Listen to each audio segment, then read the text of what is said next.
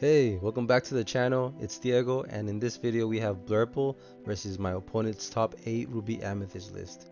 This is a matchup where it comes down to resource management, who has a better control of the board, and who has a healthier hand. Blurple definitely doesn't want to get caught empty-handed after a B-prep. No way. That would be game over. As you saw, we altered our whole hand since we didn't find our turn 2 ramp, as anyone playing Blurple should do. The only exception would be keeping a 1-drop, but that's about it. So we started off by playing a Popsicle, drawing a card, and then playing the Bell. My opponent plays a Tipo and passes. I ink into the unknown, quest for 1 with the Bell, and pass. No turn 2 ramp. Ouch. My opponent inks a Fox, plays a Pegasus, and quest for 1 with the Diablo, and passes. I ready up, draw. For 2, I play Sail the Azure at Sea. Came 1 turn too late, but that's okay. We're still going to use it. So I play it, we draw. I ink a Tipo, quest for 1 with the Bell, and pass. Then during my opponent's turn, I misplayed. I forgot to do the additional ink from Sail the Azure at Sea, but we're testing. So I asked my opponent if it's okay. He lets me. I ink. Definitely not something I want to do during a set champs or a bigger competition. My opponent crashes his Pegasus into my Bell. They trade. Diablo quest for 1, and then they pass. I play an Iago and pass. My opponent readies up. They draw.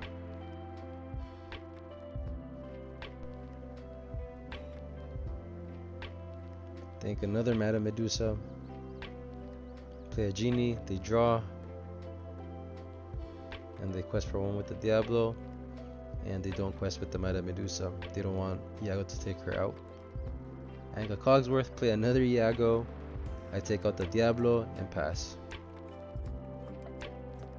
Having 2 Iagos in play here definitely feels pretty good against RubyAmethyst Evasive because they can pretty much take out anything that they play early on in the game. So we're feeling pretty good. My opponent sings Friends on the other side with Medusa. And then they Dragonfire one of my Iagos. And they quest for 2 with Genie and pass. I ready up, draw. As you saw in my hand, it's 2 Hades and a Cusco. And we still haven't found any kind of draw. So I just play a Cusco, take out the Genie, and pass. At least we have board control. But like I said before, when it comes down to facing RubyAmethyst with Blurple, it's all about the how you manage your resources, meaning your hand and the board. And right now, we're definitely losing the hand resource battle. So we go ahead. Iago takes out Madame Medusa, and we quest for 2 with Cusco, and then use his ability to give my other characters resist +1.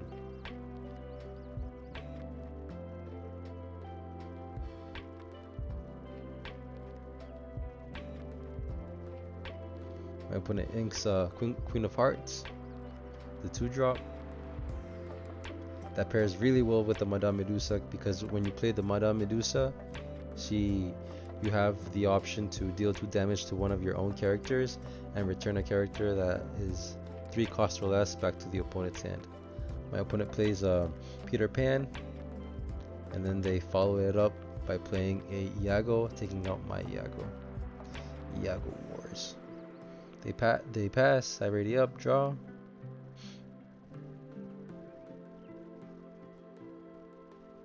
I play a Popsicle, draw.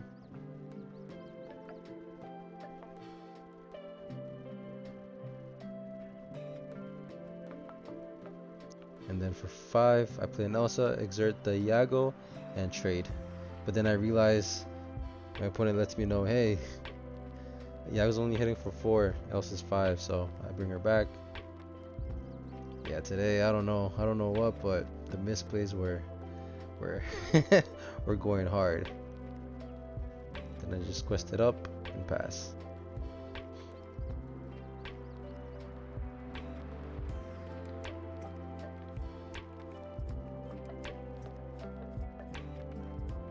My opponent plays a Pegasus, immediately crashing into the Elsa, trading.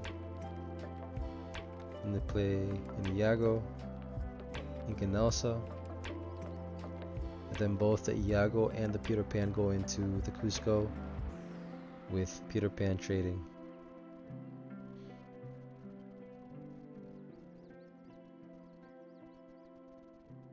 My opponent asks to see my discard.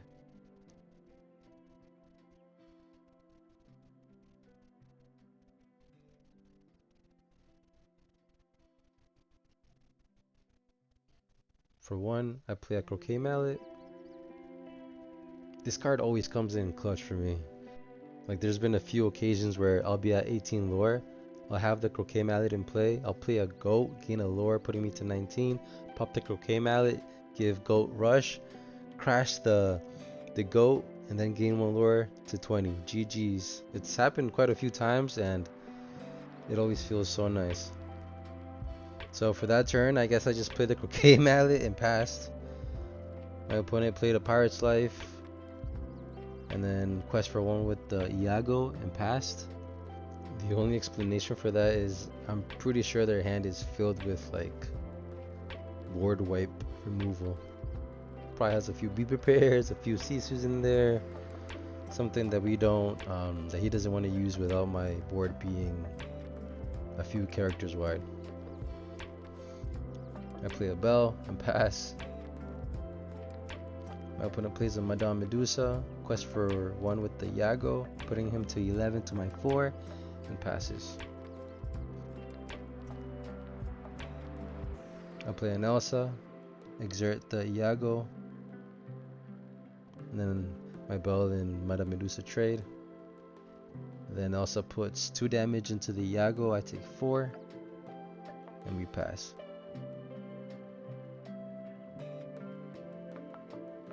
I'm pretty sure I have a Bell, Accomplished Mystic in hand. I think that would be the only reason I would think about doing that. So my opponent brawls here, getting rid of my Elsa after they played a Diablo, requesting for one with the Iago, and passes. I play a Finders Keepers. This is the card we needed as soon as possible, and so happy to find it.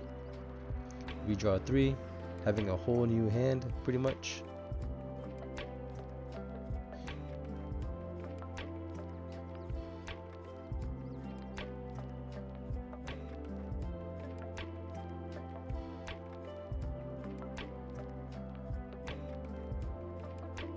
Iron Cabal, since we no longer can transfer that damage from Iago. And then into the unknown, the Iago, and pass. It always feels bad ramping your opponent, but at this point they have enough ink where we just don't mind doing it. Because right about now we'd be playing Hades and he does the same thing. We play another Finders Keepers, drawing 3 more cards. This is what we need against RubyAmethyst Evasive. I play a Sell the Azure IC, drawing another card, inking a Cogsworth.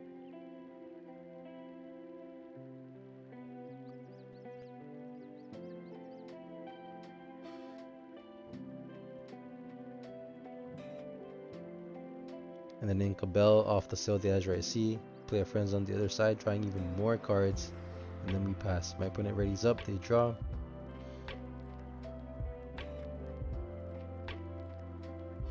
They quest for one with the Diablo and pass. Yeah, pretty sure they have those B preps in hand, just waiting. I play another Friends on the other side, draw 2 more cards. I play a Bell. I play another Friends, drawing 2 more cards. Play a Popsicle, draw another card. By now our hand is huge.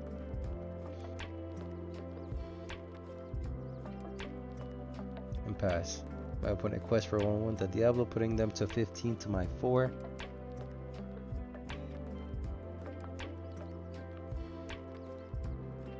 And they pass once again.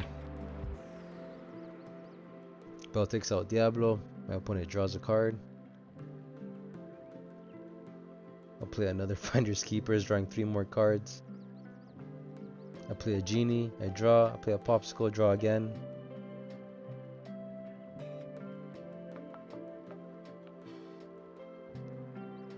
And And here I'm thinking whether it's worth thinking. I ink another bell and pass. Need to have enough ink for some goat, fox, goat shenanigans, you know, or maybe a Hades, fox bounce. My opponent played a magic broom and passed. I play an Elsa, exerting the broom, taking it out. And then I quest for a total of 3. So here, I think it's time for a be prepared if my opponent has it. If they have it.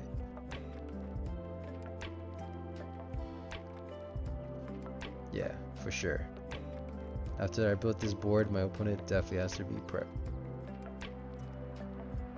And there it is. The be prep finally comes down.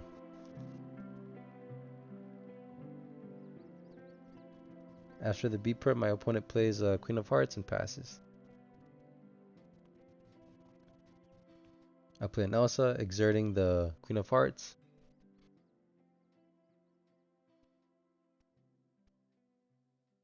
I'm trying to find the card I want to play in my hand. There's just so many at this point. I play a goat, give the goat rush with the Croquet Mallet, and take out the Queen of Hearts. And I play another Friends on the other side, why not? Draw 2 more cards. Then I ink a Sail the Azure IC and pass.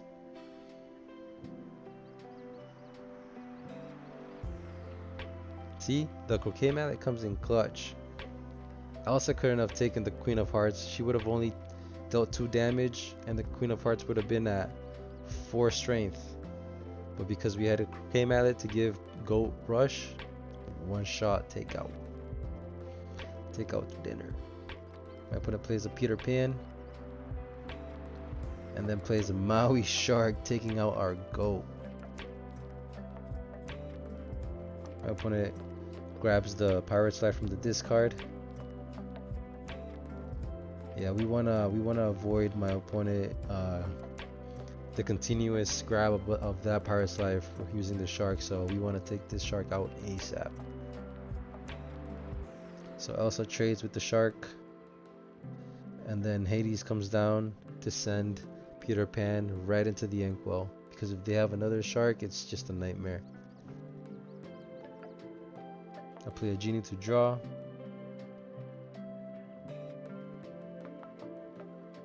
And on this I pass.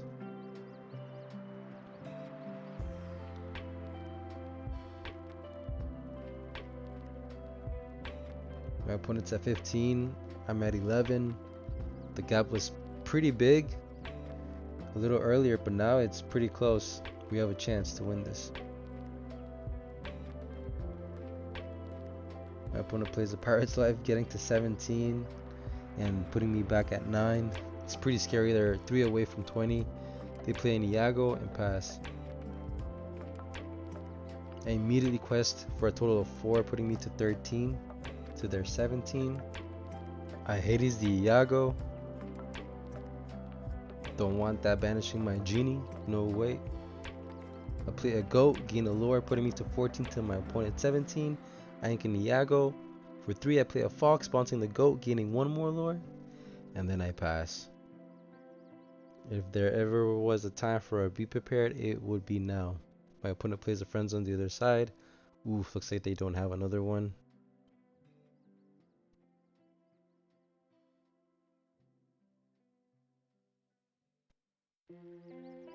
And it looks like they didn't find one either.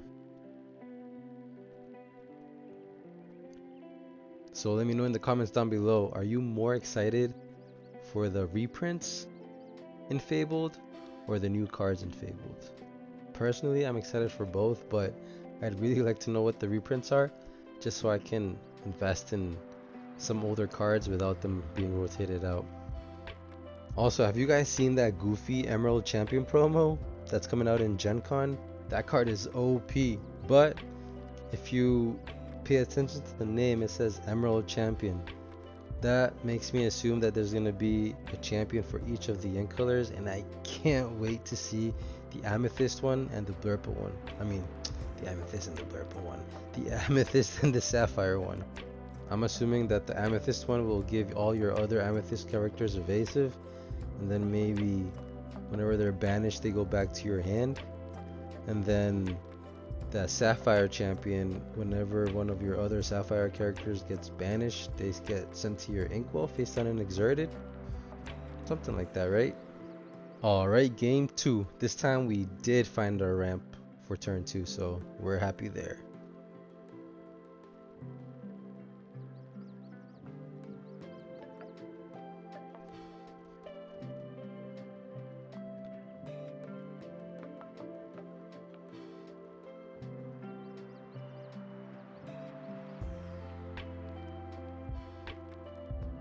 This is a pretty good hand. We found a ramp, we got options with Tipo as well. We got our 1-drop, and we got a pretty good amount of 4-drops and 5-drops. Plays a Diablo and passes. I play a Croquet Mallet. Now they play a Queen of Hearts, questing for 1 with the Diablo and passing again.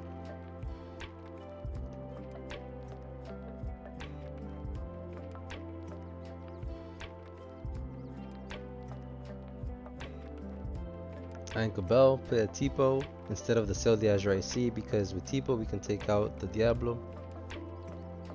Ink a mystery card and pass. My opponent inks a Maui Shark, plays a Peter Pan, then quest for a total of 2 with the Diablo and the Queen of Hearts. They pass. I ready up, draw. So here you already know Iago's coming down with Rush, thanks to the Croquet Mallet. Tipo's gonna take out the Diablo. My opponent draws a card. Anka Finder's Keepers, play the Iago, pop the Croquet Mallet, give Iago Rush, and take out the Queen of Hearts, not giving her a chance to gain any more strength once she gets damage on her. My opponent inks a Brawl, plays a Genie, draws a card, and passes. Yeah, good move, smart move not questing with the Peter Pan, because you know it's gonna be taken right out by the Iago.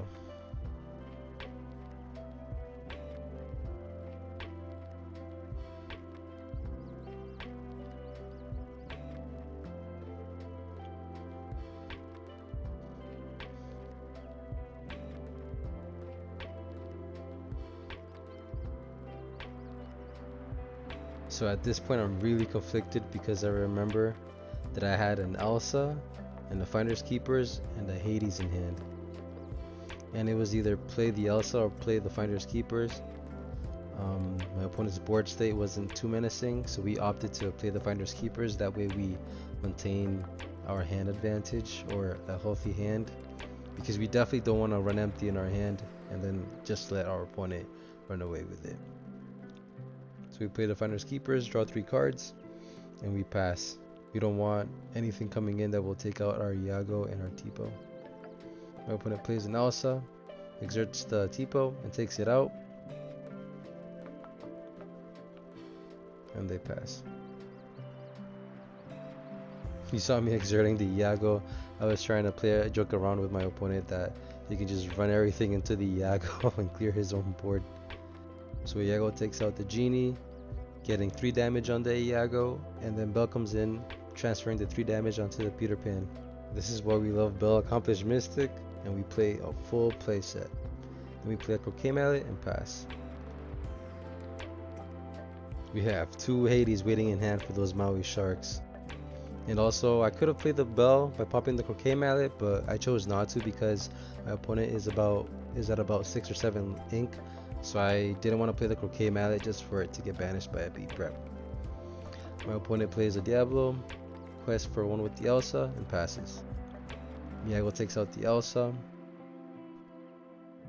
I play a Genie, drawing a card. Quest for 2 with the Bell.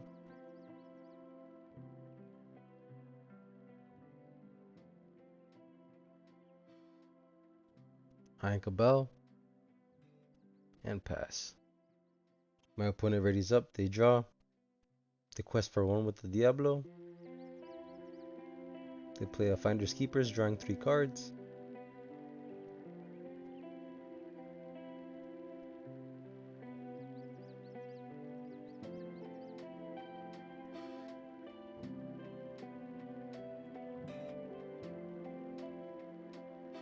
Think a card and pass.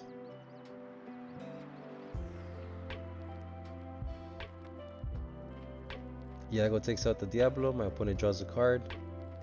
Genie and Bell quest for a total of 4 lore, putting me to 6 to my opponent's 6. I play a Popsicle, draw a card, and pass. Look at that hand. I'm ready for those Maui Sharks. My opponent plays a Be Prepared. Otherwise, we would just run away with the game at that point with the board we had.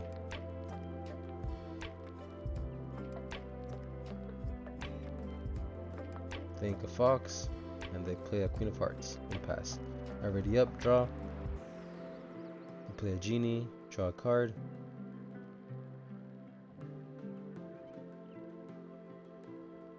Play a Tipo, ink a mystery card. And pass. My opponent readies up, they draw.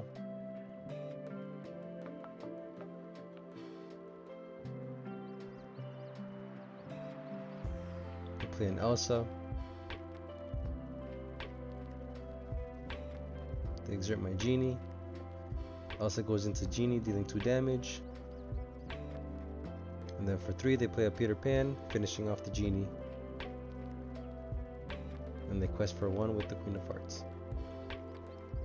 And they pass. I ready up, draw.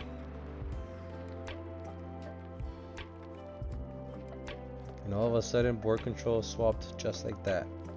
I play a Bell Accomplished Mystic, transferring 1 damage from the Elsa to the Peter Pan, taking him out. And I pop the Croquet Mallet, giving Bell Rush, and then Bell takes out the Queen of Hearts.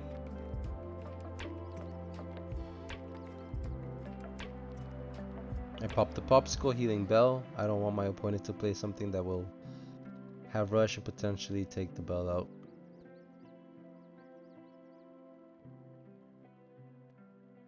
My opponent plays a Genie, draws a card, plays another Genie, draws another card. And then Elsa sings Friends on the Other Side. My opponent draws 2 more cards. And then they pass. Here, I'm trying to decide whether to use one of those Hades that I have in my hand on one of the Genies, because at the moment, I don't think I have anything to take out those 2 Genies or any of my opponent's characters. That's not being the Genie, the Hades. So we end up playing the Hades. We send one of the Genies to the Inkwell, and then we just quest for a total of 3 with the Bell and Tipo, putting this to 9 to my opponent's 7.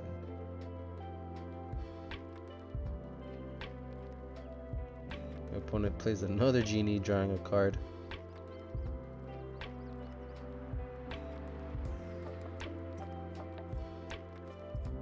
At this point, I believe I still have 2 more Hades in my hand, but I really want to keep those for the Maui Sharks. My opponent takes out my Tipo with Elsa.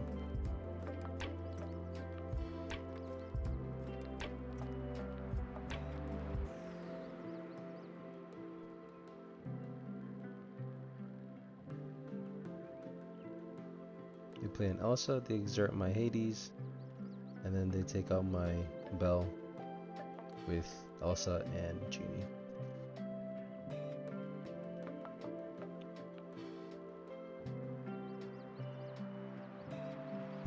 I'm gonna quest for 2 with Genie, trying to widen that gap, that lore gap, get to 20 first.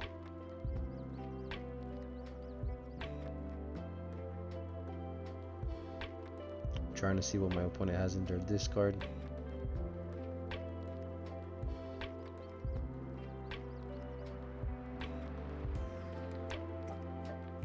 I play double go, putting me to 13 to my opponent's 7, and I pass. I think my logic here was, if my opponent has a Be Prepared, I wouldn't mind the goats being sent away because I gain 1 lore. And I also don't have evasive characters in my hand to contest the evasive characters my opponent has in play. So at this point, my options are just racing or putting enough characters in play that my opponent feels forced to be prepared, and he does.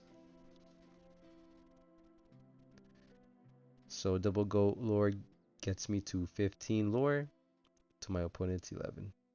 My opponent plays a Madame Medusa and passes. I ready up, draw. I play a Cusco just for giggles and pass. My opponent sinks friends on the other side with the Madame Medusa. Inks a magic broom.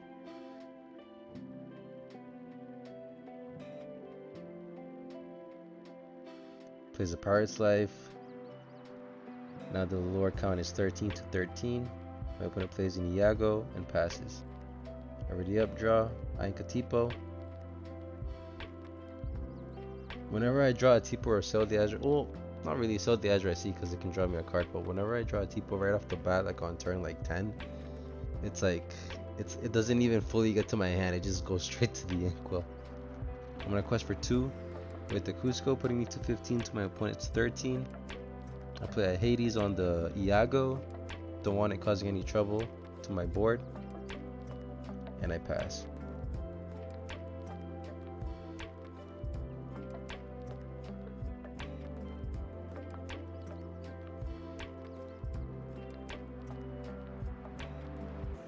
My opponent dragon fires my Hades. Isn't Hades supposed to be immune to fire? I don't know. He should be. My opponent quests for 1 with the Madame Medusa, putting him to 14 to my 15. And then B prepares the board.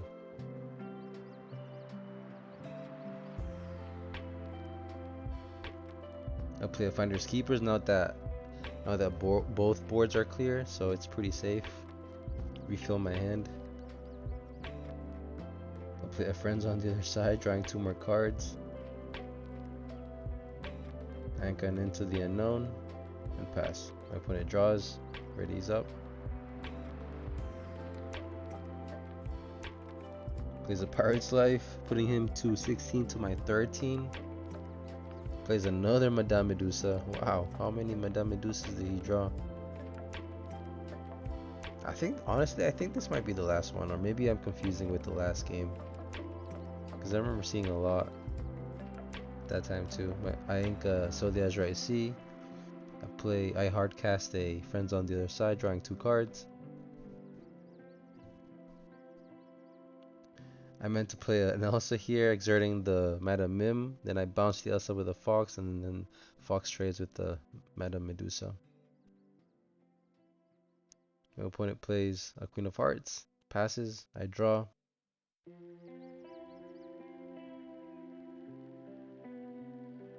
I play an Elsa, I exert the Queen of Hearts.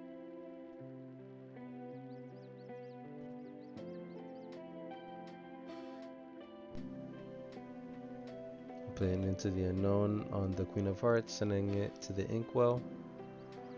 I know Elsa's not enough. If Elsa crashes into the Queen, it's only gonna make her stronger, so I might as well just send it to the inkwell. At least that was my logic, my thinking behind that play. Anka Cogsworth, play Iago and pass. I want to make sure that I have at least more than 1 character on board, because I'm really trying to get to 20 lore before my opponent can beat me there. My opponent plays an Ursula.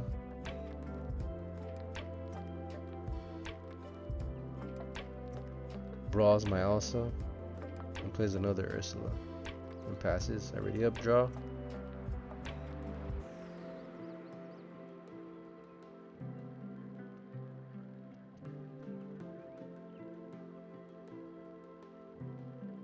So now I need to get these Ursulas off the board, because my opponent's already at 16. If both those Ursulas quest, he'll be at 18, and then another Pirate's Life will get him to 20. So Elsa exerts 1 Ursula.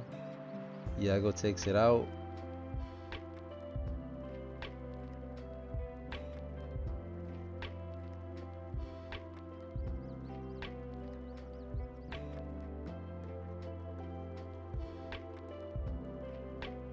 I play a Fox, bounce the Elsa. I remember my plan here was to bounce the Elsa, play the Elsa, exert the Ursula, and crash into the Ursula with the Fox, but then does that ever happen to you where you think you have enough ink for a play and then you don't? Yeah, well, that's what happened to me there. So I just pass.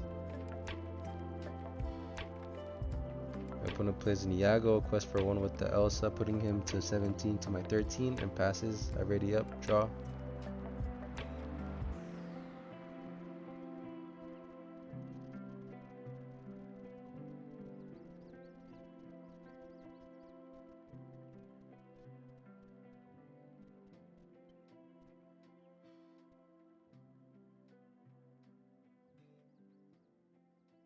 Fox is gonna take out the Ursula.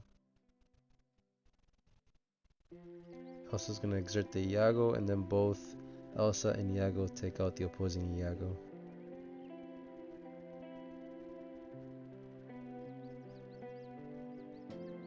Then I play a Popsicle, drawing a card. Play a Finder's Keepers, drawing 3 cards. At this point, my discard is much bigger than my... Well, I don't know about much bigger, but it's definitely bigger than my actual deck. I'm pretty sure in game 1 it was a lot bigger than my deck. Then I pop the Popsicle to play a Bell. At this point, I'm not even worried about a B prep. I'm just pushing for game because my opponent is so close. My opponent plays another Madame Medusa. I'm pretty sure that's the 4th. I draw a card for turn. I transfer the damage from Elsa from using Bell, taking out the Ursula. I play a Genie, drawing a card.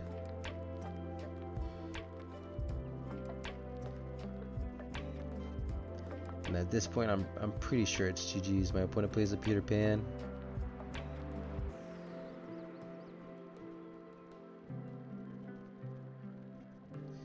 Yeah, the only thing here would be Maui Shark, but then I don't think he has enough ink to play a Pirate's Life if he does.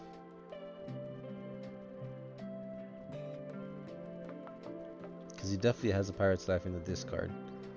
Yep, he had 2 Maui Sharks in hand. Alright, Blurple takes the match.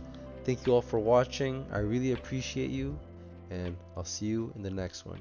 Happy questing.